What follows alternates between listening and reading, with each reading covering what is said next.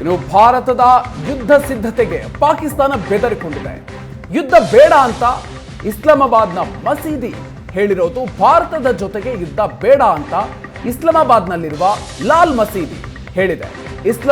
ಇಸ್ಲಾಂ ಧರ್ಮಕ್ಕಾಗಿ ಪಾಕಿಸ್ತಾನದ ಹೋರಾಟ ಅಲ್ಲ, ರಾಷ್ಟ್ರೀಯತೆಗಾಗಿ ದಬ್ಬಾಳಿಕೆಯ ವಿರುದ್ಧ ನಮ್ಮ ಹೋರಾಟ.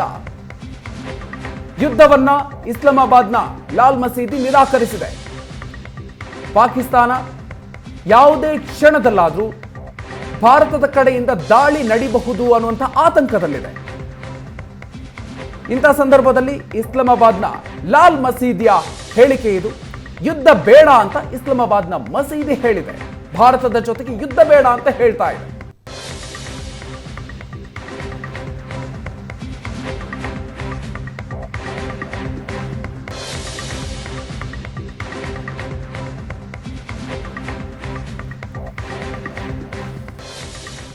ಇನ್ನು ಭಾರತದ ಯುದ್ಧ ಸಿದ್ಧತೆಗೆ ಪಾಕಿಸ್ತಾನ ಬೆದರಿಕೊಂಡಿದೆ.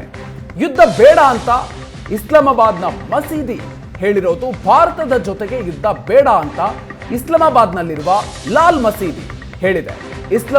ಇಸ್ಲಾಂ ಧರ್ಮಕ್ಕಾಗಿ ಪಾಕಿಸ್ತಾನದ ಹೋರಾಟ ಅಲ್ಲ, ರಾಷ್ಟ್ರೀಯತೆಗಾಗಿ ದಬ್ಬಾಳಿಕೆಯ ವಿರುದ್ಧ ನಮ್ಮ ಹೋರಾಟ. ಯುದ್ಧವನ್ನ ಇಸ್ಲಾಮಾಬಾದ್ನ ಲಾಲ್ ಮಸೀದಿ ನಿರಾಕರಿಸಿದೆ.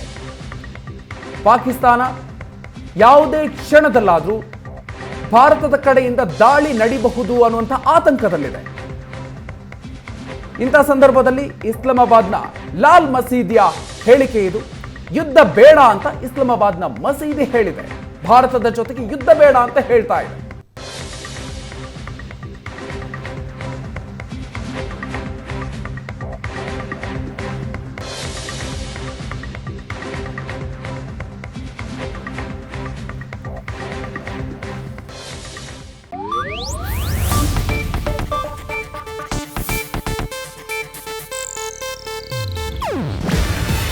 ಇದು ಏಷ್ಯಾನೆಟ್ ನ್ಯೂಸ್ ನೆಟ್ವರ್ಕ್ ಪ್ರಸ್ತುತಿ.